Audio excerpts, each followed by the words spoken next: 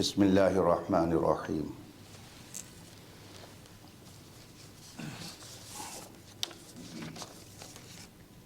میرے پاس جو جامعہ بلال کا لیٹر پیڈ ہے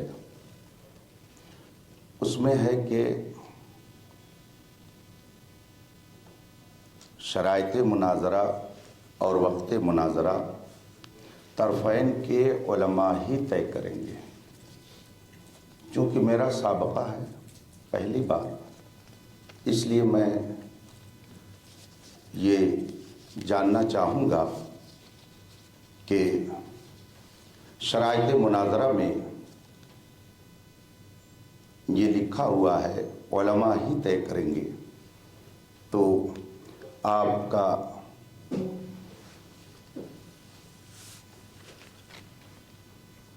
تعلق تعلیم و تعلم کے حوالے سے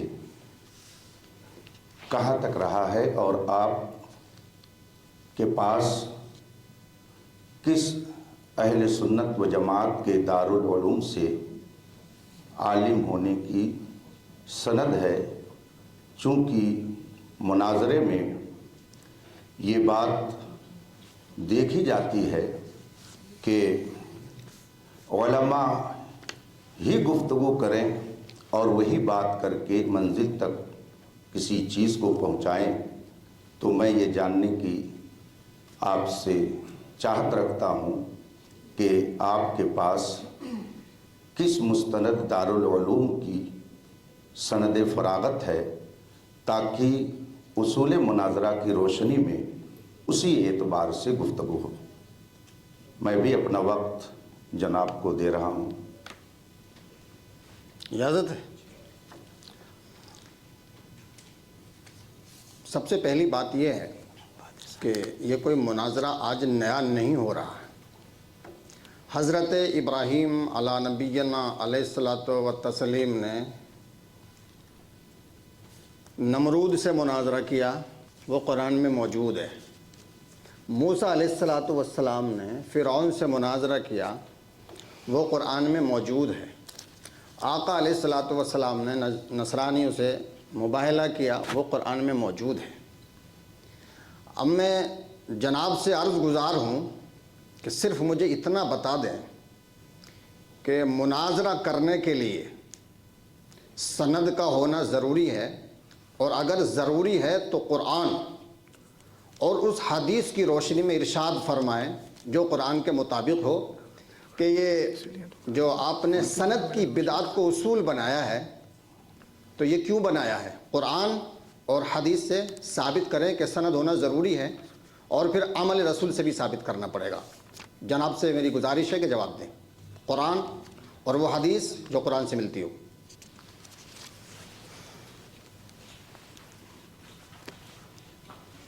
بسم اللہ الرحمن الرحیم۔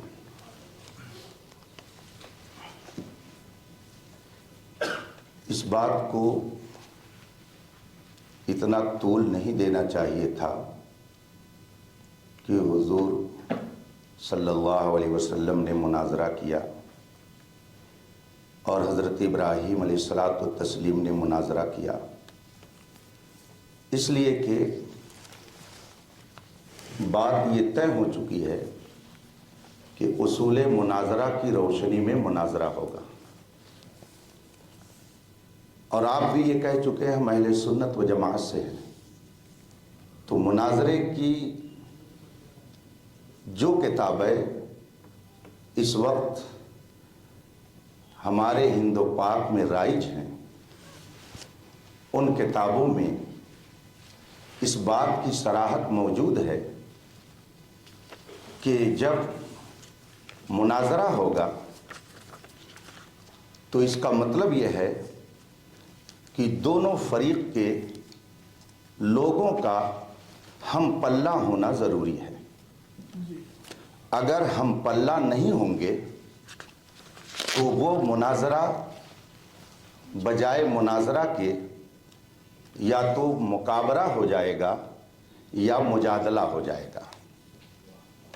آپ بتائیں، اگر حضرت ابراہیم علیہ السلام نے مناظرہ کیا اور مناظرہ کی کتابوں میں یہ لکھا ہوا ہے کہ دونوں کا ہم پلہ ہونا ضروری ہے، تو کیا نمرود معاذ اللہ رب العالمین حضرت ابراہیم علیہ السلام کا ہم پلہ تھا؟ کیا فرعون حضرت موسیٰ علیہ الصلوۃ والتسلیم کا ہم پلہ تھا؟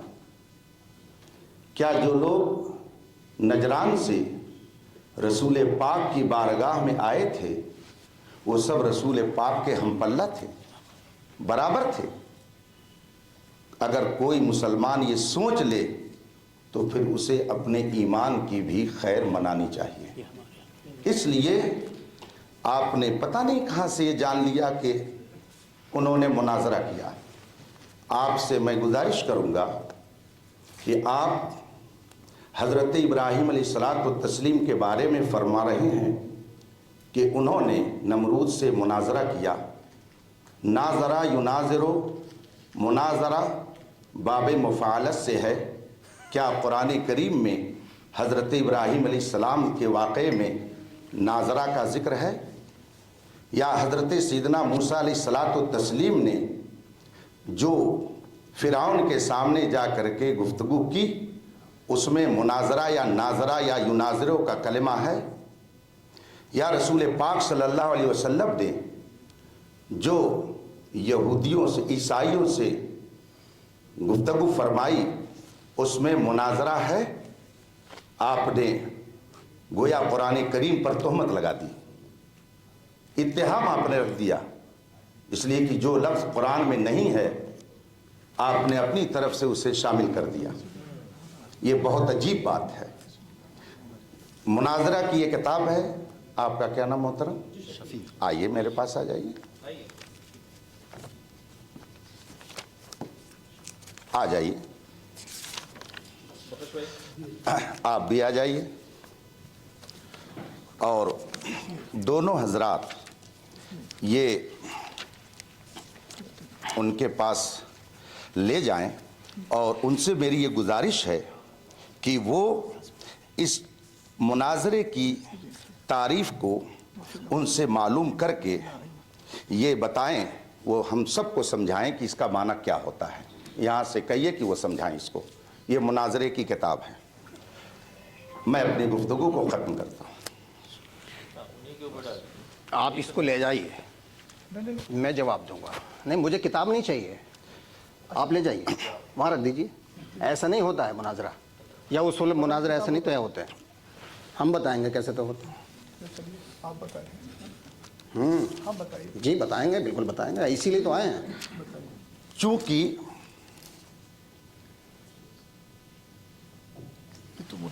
متفق علیہ شرط ہے، آپ نے بھی اسے قبول کیا ہے، ہم نے بھی قبول کیا ہے کہ علماء ہی طے کریں گے اور اصول مناظرہ کی روشنی میں طے کریں گے۔ چونکہ یہ دوسری بھی تحریر آپ کی میرے پاس موجود ہے، لہٰذا ہم اس تحریر سے الگ نہیں ہو سکتے۔ اسی کی روشنی میں گفتگو ہوگی، اور اس میں آپ نے بہت تفصیل سے یہ لکھا ہے مناظرہ عالمانہ انداز پر ہو، عامیانہ انداز پر نہ ہو۔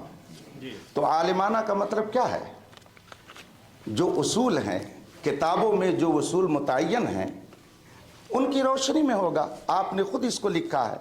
پھر آگے آپ نے یہ بھی لکھا ہے کہ نرمی اور محبت اور پیار کے ساتھ ہو، سخت لب و لہجہ نہ ہو۔ یہ خود آپ نے اس کے اندر تحریر کیا ہے اور دونوں فریق نے اس کو مانا ہے۔ تو عالمانہ انداز پہ مناظرے کا مطلب یہ نہیں ہوتا ہے کہ آپ کے سامنے اگر ہم نے کوئی بات رکھی ہے تو آپ اس کو یوں ہی نظر انداز کر دیں۔ آپ کو میں نے اصول مناظرہ کی جو کتاب پڑھی اور پڑھائی جاتی ہے اپنے گھر کی بات نہیں کہی تھی، میں نے سب کو سنانے کے لیے کہا تھا تاکہ سب لوگ جان لیں۔ میں اگر اپنی طرف سے اسے پڑھ کے سناتا تو ممکن ہے کہ کسی کے ذہن میں یہ بات آتی کہ یہ اپنی طرف سے کچھ کہہ رہے ہوں گے، اس لیے میں نے ان کے پاس کتاب رکھ دی۔ اب پھر میں ان سے گزارش کروں گا کہ آپ ناراض نہ ہوں، اس لیے کہ ہمیں اور آپ کو آپس میں کوئی ذاتی عداوت لے کر کے نہ آئے ہوئے نہ یہ لے کر کے جانا ہے، احقاق حق مقصود ہے، اظہار درستگی کے لیے ہے۔ آپ سے میں پھر گزارش کروں گا کہ آپ نے جو مناظرہ کی بات کی تینوں ذوات قدسیہ کے حوالے سے، باقاعدہ رسول کریم صلی اللہ علیہ وسلم کے لیے لفظ پوری دنیا کے مسلمان استعمال کرتے ہیں تو مباہلہ بولتے ہیں کہ رسول پاک نے مباہلے کی دعوت دی۔ آج تک کسی نے یہ نہیں کہا کہ رسول پاک نے ان سے مناظرہ کیا۔ میں تو قرآن کی بات کر رہا ہوں، قرآن کی روشنی میں بات عرض کرنا چاہوں گا، چونکہ شرط لگی ہوئی ہے کہ گفتگو عالمانہ انداز میں ہوگی، اس لیے شفیع صاحب پھر میں گزارش کروں گا اور اس کو یہ پڑھ کر کے لوگوں کو سنا دیں تاکہ جو میں نے کہا ہے لوگوں کو اس پر اطمینان ہو جائے کہ مناظرہ کے لیے دونوں طرف کے لوگوں کا علم کے اعتبار سے ہم پلہ ہونا چاہیے۔ قرآن کریم میں جو کلمہ آیا ہوا ہے وہ آپ خود قرآن دیکھ لیں، کیا اس میں ثم نناظر کا لفظ ہے کہ ہم پھر مناظرہ کریں گے؟ نہیں، آپ اٹھا کر کے سورہ بقرہ دیکھ لیجئے، ثم نبتہل، سورہ آل عمران ہے، ثم نبتہل، پھر آؤ ہم مباہلہ کریں، تو مباہلے کا ذکر ہے، مناظرہ نہیں ہے۔ اور اگر آپ مباہلہ اور مناظرہ کو ایک سمجھتے ہیں تو یہ آپ کی سمجھ تو ہو سکتی ہے مگر علماء کی سمجھ نہیں ہو سکتی۔ مناظرہ الگ چیز ہے اور مباہلہ الگ چیز ہے، دونوں کو ایک نہیں کیا جا سکتا ہے۔ یہ قرآن و حدیث کی روشنی میں پوری دنیا کے مسلمانوں پر واضح ہے کہ رسول پاک نے عیسائیوں سے مناظرہ نہیں کیا تھا، مباہلہ کیا تھا، اور آپ نے اسے مناظرہ کہہ دیا۔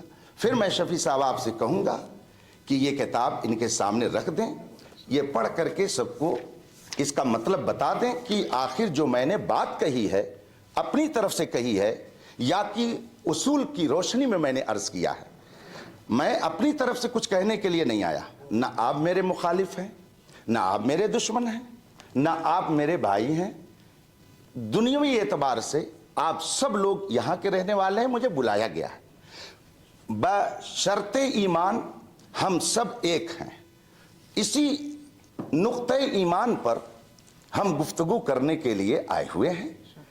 ذاتی عناد مناظرہ کی راہ میں رکاوٹ ہے۔ آپ نے حضرت ابراہیم علیہ الصلاۃ والتسلیم، حضرت موسیٰ علیہ الصلاۃ والتسلیم، خود رسول پاک صلی اللہ علیہ وسلم کے بارے میں جو کہہ دیا، قرآن میں تو اس کا ثبوت نہیں ہے۔ قرآن کریم میں ثم نبتہل کا کلمہ ہے۔ میں نے عرض کیا تھا کہ دونوں طرف کے لوگوں کا علمی اعتبار سے ہم پلہ ہونا ضروری ہے۔ یہ بات میں ان کے ذریعہ اس لیے اب تک پہنچانا چاہتا ہوں تاکہ کوئی یہ نہ کہے کہ میں ڈینگ مار رہا ہوں۔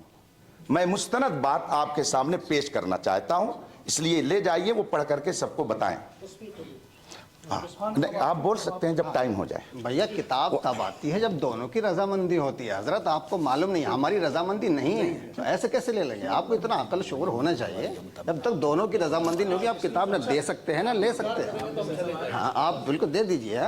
ٹائم پورا ہوا کہ نہیں ہوا؟ بسم اللہ الرحمن الرحیم۔ عزیزان ملت اسلامیہ، ہمارے فریق مخالف نے بڑی اچھی طریقے سے احسن انداز میں رخ کو موڑ دیا۔ میرا سوال تھا کہ آپ قرآن اور حدیث کی روشنی میں یہ ثابت کریں گے کہ مناظرے کے لیے یا مناظر کے لیے سند کا ہونا ضروری ہے، لیکن حضرت نے کوئی جواب نہیں دیا، نہ قرآن کی آیت پڑھی اور نہ ہی حدیث پڑھی۔ ہمارے لیے سب سے پہلے کتاب اللہ ہے، اس کے بعد کتاب رسول ہے، یعنی سنت رسول، سنت محمد مصطفیٰ صلی اللہ علیہ وسلم، حدیث رسول۔ تو نہ تو مفتی صاحب نے قرآن کے حوالے سے سند کا ذکر کیا اور نہ ہی حدیث کے حوالے سے سند کا ذکر کیا۔ ابھی لفظ یہ مناظرے پر بحث نہیں چل رہی، ہم بتائیں گے کہ اس کا جو ہے معنی کیا ہے، لغوی معنی کیا ہے، اصطلاحی معنی کیا ہے، کون سے باب سے ہے۔ ہمیں سب معلوم ہے، بتائیں گے، اس میں الجھانے کی کوشش نہ کریں آپ۔ دوسری بات یہ کہ آپ کہہ رہے تھے کہ فریق مخالف نے طول دے دیا، طول دیا ہے آپ نے، ہم تو بہت اختصار کے طور پہ بات کر رہے ہیں، بڑی سمجھداری سے بات کر رہے ہیں، اپنے زیادہ مواد کم لفظوں میں پیش کر رہے ہیں، اور آپ جو ہے نا طول پکڑ کے، آپ کی جو ہے نا کلام زیادہ ہے لیکن اس میں مواد نہیں ہے۔ ہمارا صرف ایک چھوٹا سا سوال تھا، قرآن اور حدیث سے سند کا ذکر دکھا دیں کہ عالم کے لیے، مناظر کے لیے سند کا ہونا ضروری ہے۔ اور آقا علیہ الصلوۃ والسلام جو صحابہ کرام کو تبلیغ کے لیے بھیجتے تھے، یا حضور صلی اللہ علیہ وسلم اپنے صحابہ کو جو سند عنایت فرماتے تھے، اور آپ نے حضور صلی اللہ علیہ وسلم کے مباہلے کا ذکر تو کر دیا، لیکن موسیٰ علیہ الصلوۃ والسلام نے جو فرعون سے کیا تھا وہ کیا تھا؟ اگر مناظرہ نہیں تھا تو پھر اس کو کیا کہیں گے؟ یہ تو کم سے کم بتائیں۔ ثم نبتہل قبلہ مفتی صاحب نے فرمایا، لیکن اس سے پہلے آیت کریمہ میں لفظ موجود ہے کہ یہ فمن حاجک فیہ من بعد ما جاءک من العلم۔ جی قبلہ مفتی صاحب حاجک کے معنی واضح کریں، حاج کیا ہے؟ اسی طریقے سے حضرت ابراہیم علیہ السلام کے تعلق سے بھی قرآن مجید میں فرمایا الم تر الی الذی، یا تو آپ بولیں، ایک منٹ نہیں، دونوں میں سے کوئی بھی بول سکتے، دونوں کی اجازت ہے، میرے معاون ہے، میرے وقت میں بولیں گے، ٹائم ہے بھی؟ ہاں تو میرا سوال آپ سے صرف یہ ہے، ادھر ادھر نہیں، میں بھاگنے نہیں دوں گا، قرآن اور حدیث سے ثابت کریں کہ سند ضروری ہے، بس میرا یہ سوال ہے، دیگر کتب سے نہیں۔ بسم اللہ الرحمن الرحیم۔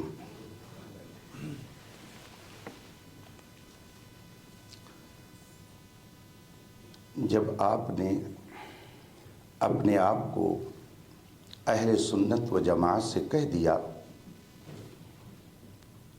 تو اہل سنت کے اصول اور اس کے ضوابط کو ماننا پڑے گا۔ اصول و ضوابط کو ماننا پڑے گا۔ اگر ایسا نہیں ہے تو بتائیے، صوفی اسلامک بورڈ کی طرف سے جو اتنی شرطیں لکھ کر کے دی گئی ہیں، کیا یہ قرآن میں ہیں؟ کیا یہ حدیث میں ہیں؟ اگر یہ شرطیں قرآن اور حدیث میں مذکور ہیں تو اس کا حوالہ دے کر کے ہمارے علم میں اضافہ کیا جائے۔ اس کے اندر کل شرطیں جو ذکر کی گئی ہیں 8 ہیں، 8 شرطیں لکھ کر کے اس صوفی اسلامک بورڈ کی طرف سے جامعہ بلال کو پہنچی ہیں، تو کیا یہ 8 شرطیں قرآن و حدیث سے ثابت ہیں؟ اور ہر ایک کی دلیل کیا قرآن و حدیث میں ہے؟ اور پھر یہ کہنا کہ ہم قرآن اور حدیث کو مانتے ہیں۔ آپ کے بغل میں مصباحی عالم بیٹھے ہوئے ہیں، ان سے پوچھ لیجئے کیا شریعت اسلامیہ کی دلیل صرف 2 ہی ہے، قرآن اور حدیث؟ اس کے علاوہ کیا اور دلائل نہیں ہیں جن سے احکام شریعہ کا ثبوت ہوتا ہے؟ اگر مصباحی صاحب اس کو بیان کر دیں کہ نہیں، ہم صرف 2 ہی دلیل مانتے ہیں، قرآن اور حدیث، تو پھر آگے اس پر بھی گفتگو ہو سکتی ہے، مگر میں یہ سمجھتا ہوں کہ وہ ہرگز ایسا نہیں کہیں گے، اس لیے کہ ان کے نام کے ساتھ مصباحی لگا ہوا ہے۔ انہوں نے اصول الشاسی پڑھی ہوگی، پہلے صفحے پر لکھا ہوا ہے ادلہ شرعیہ 4 ہیں، یعنی 4 ایسی چیزیں ہیں جن سے شریعت کے احکام کا ثبوت ہوتا ہے۔ آپ 2 کہہ رہے ہیں، جبکہ اہل سنت کی جملہ علماء اس بات پر متفق ہیں، جتنے سنی علماء ہیں سب کا اس بات پر اتفاق ہے کہ احکام شرعیہ کے دلائل 4 ہیں، قرآن، حدیث، اجماع امت اور قیاس، جس کو قیاس شرعی کہا جاتا ہے۔ تو آپ صرف 2 کی رٹ لگائے ہوئے ہیں، تو اگر آپ 2 کے منکر ہیں تو پھر آپ کا اہل سنت سے اپنے آپ کو بتانا بھی محل نظر ہوگا۔ اس لیے یہ بات نہ کہی جائے کہ ہم صرف قرآن اور حدیث کی دلیل مانتے ہیں، ورنہ 8 شرطیں جو آپ کی طرف سے آئی ہیں ان کی آپ ہم کو دلیل دے دیجئے، ہم انشاءاللہ سند کے حوالے سے قرآن کریم اور احادیث طیبہ سے اس کی دلیل پیش کر دیں گے۔ پہلے ان 8 شرطوں کی دلیل قرآن و حدیث سے، اور پھر یہ کیا احکام شرعیہ کا ثبوت صرف 2 ہی دلیل سے ہوتا ہے یا اور بھی کچھ دلیلیں ہیں جن سے احکام شرعیہ کا ثبوت ہوتا ہے۔